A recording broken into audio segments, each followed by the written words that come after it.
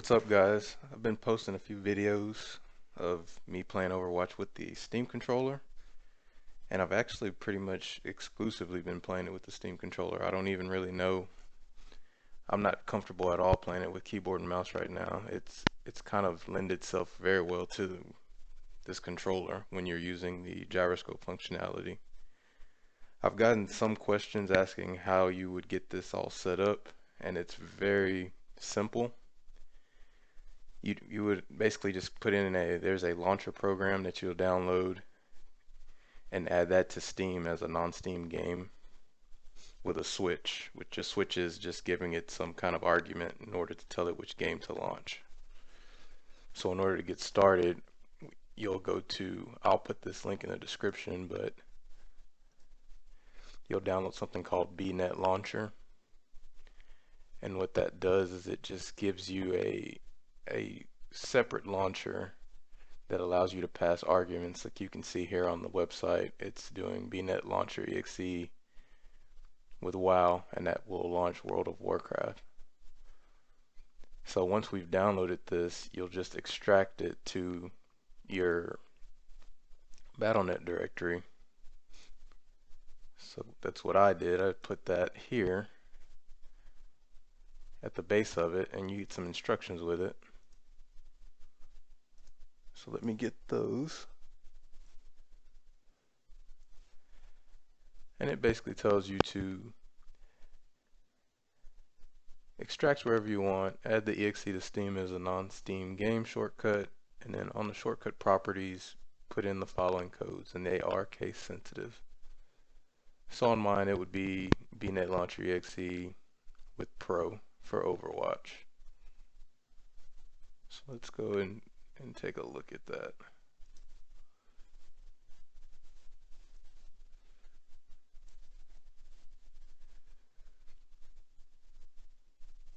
And I may make some other videos too. You can see I've got Forza Apex and Killer Instinct launching from here also, which are Windows apps.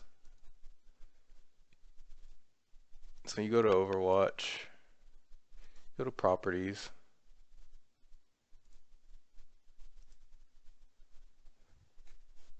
let me grab that. I'm working with two monitors here. And you can see I've added it as a non-Steam game, and I've just pointed to this file.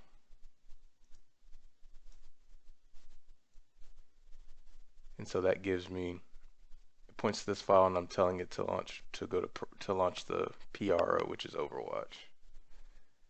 Once you get that, just go find a icon, and you should be good to go. And there's plenty of them out there. This is one I'm using right now.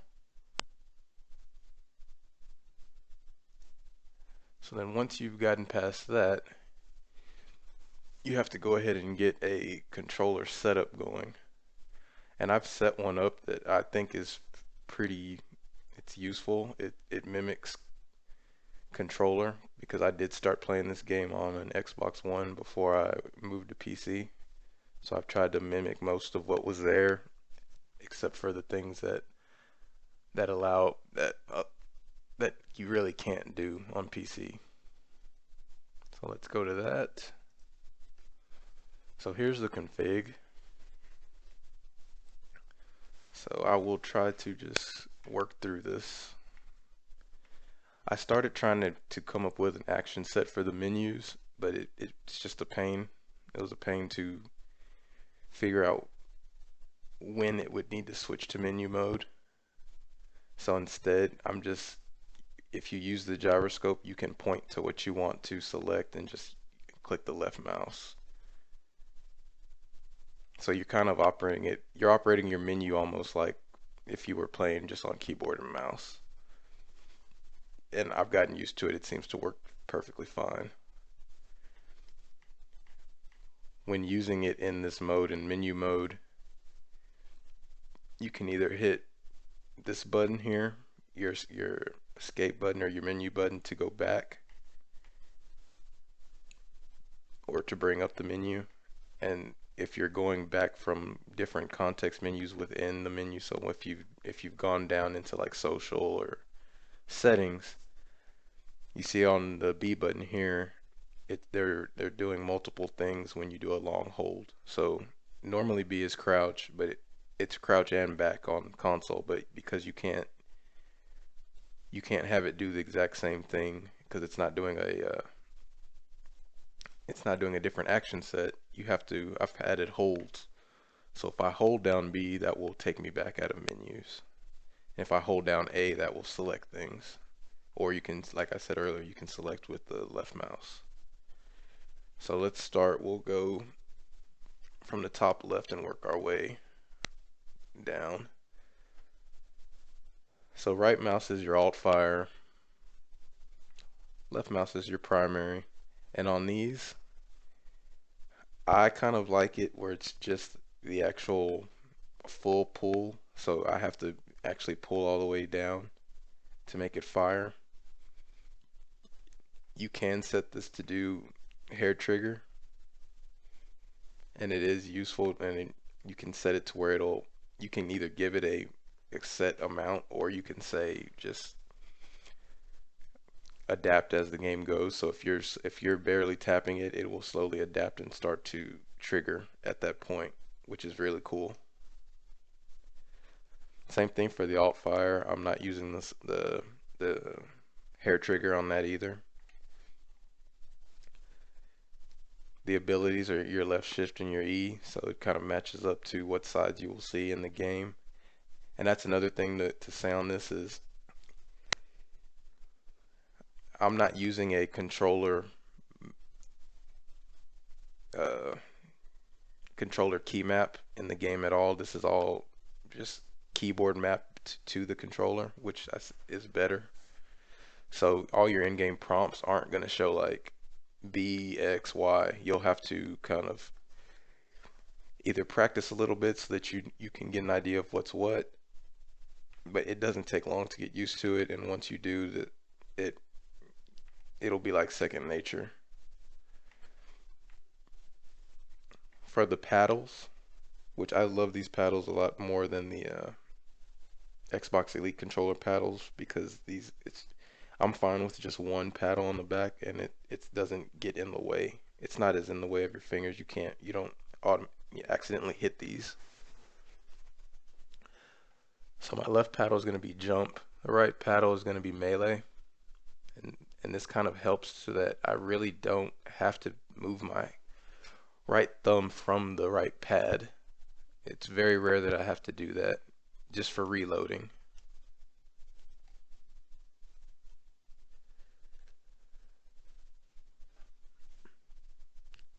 Your select button is basically your team info. So your in-game stats, you hold this down and you'll see everything. You let go, it goes away. It's just the same way you would with a controller or in-game. We went over this before. This is, to bring up your menu. And then once you're in menu, you can either navigate with the gyro to what option you want and hold down the A button, or you can use the trigger to select. This one was kind of fun also because this tries to mimic controller. So the normal navigations are there, but they all have a hold activator. So if you hold up, it does your spray, same as console. If you hold left, you get your hero info, so just the different abilities. If you tap right, it changes weapons. So like if you're playing Torbjorn or someone else that has a different weapon mode, if you hold down, it brings up your communication wheel. And to select things on that communication wheel, you just move the gyro around. So you navigate the mouse to where you want to go, and then tap the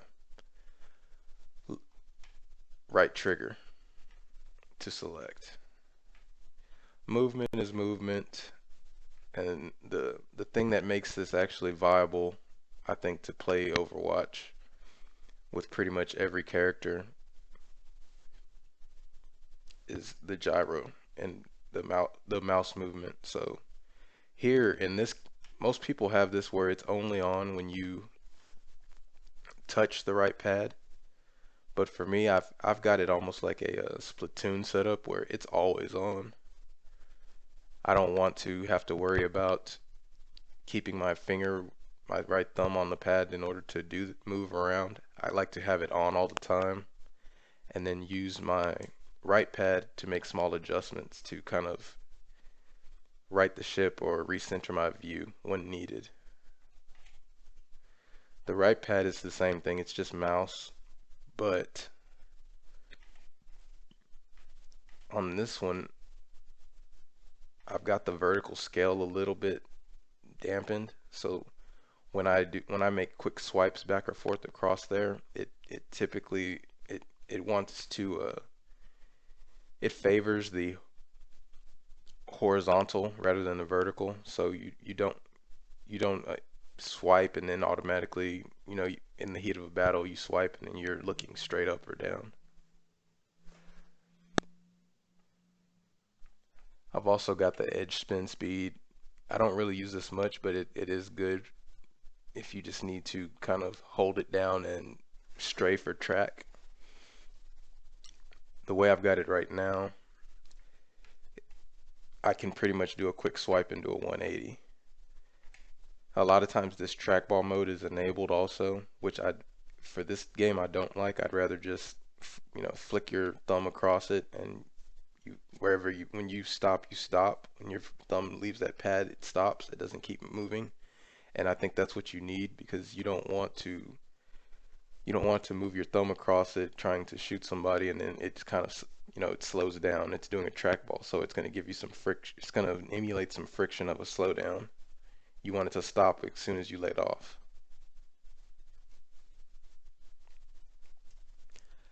And there's some haptics and things you can turn on so that you can feel things, but I only have it set, I believe, just for,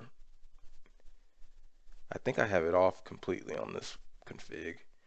And this config has been uploaded, so I don't know how you would really search directly. It seems like in Steam when you view configs, you kind of just get the top ones. But if you do see this one, feel free to pick it up and make changes, do what you want.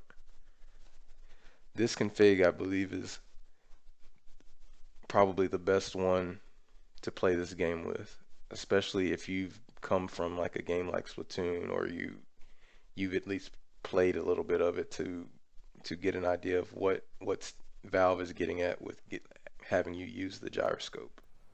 Alright guys, I'm just going to go over just a quick training session just to kind of show how this works in game. So basically, you're moving the mouse with the controller basically. Your left trigger is your right click, so that would bring that up, and your right trigger is your left click. We had those long holds to navigate the menu, so I've gone in here. If I want to back out, I would just hold down the B button. It brings me back out. So let's hit it, go into training. We'll start with McCree, just to show you more of an aim-based hero, and then we'll maybe go with Pharah. So, justice ain't gonna dispense. And our directional pad is what's kind of doing all of the different info and sprays. So if we hold up, there's our spray. If we hold left, there's our hero info. If we hold down, there's our communication wheel. And then you hold down the X button, because that's what we set up as our hero change, the H. So if I hold it down, it'll give me the hero change. And so we'll go, I'll show you the other, build 'em up, the right on the directional pad. So right on the directional pad is your weapon change, same as console. So let's switch back to McCree. And so justice ain't gonna dispense itself. Everything's there.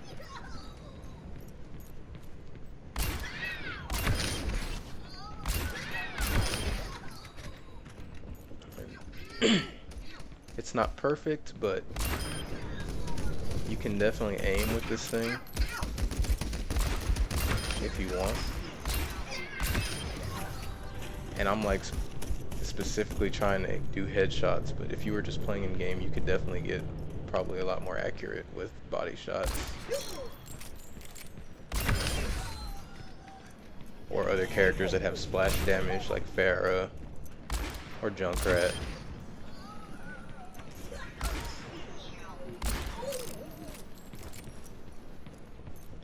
So because of the way the heroes are, and this isn't just a purely, there's the generous hitboxes, and all the heroes aren't just aim based. There's some that, projectile based, or like Ryan, where you're just basically meleeing the entire time. You can play a lot of these heroes with the controller. But that's pretty much it. The paddles, there's our jump, there's our melee. So let's go and grab Pharah, because that's a good one to show just being able to look around quickly while you're in the air. I will protect the innocent. So with Pharah, if you hold the right pad, that's keeping me in the air. Right on target. Double kill. And that was basically using wrist movement to change the controller. And I only touched the right pad to basically reorient myself.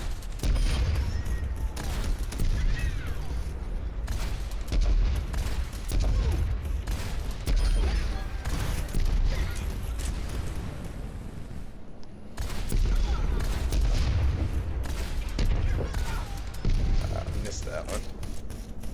But you get the gist of it.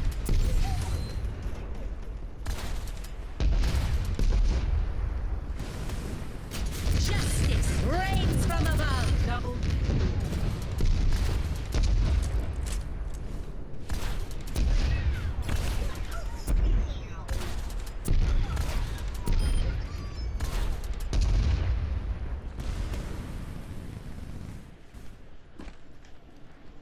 And it's easy to move around pretty quickly.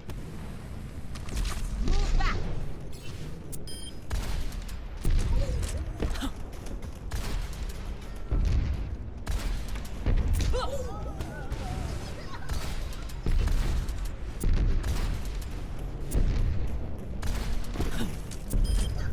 Stay down. But that's pretty much it, guys. Like the video, comment, let me know. I'm gonna try to, as I come up with different configs and try different games, I'm gonna try to have a little series of just each game and how I've set up the controller for it, time permitting, basically. So thanks for taking a look, and I hope this helps you get everything set up. Or if you're interested, I mean, the Steam controller has been on sale constantly right now for about 35 bucks, so it's, to me, that's kind of a impulse buy just to see if you even like it. You can always offload it if you just happen to hate the thing, but I think it's definitely kind of bridges the gap between using a controller and using a keyboard and mouse. Alright, thanks guys.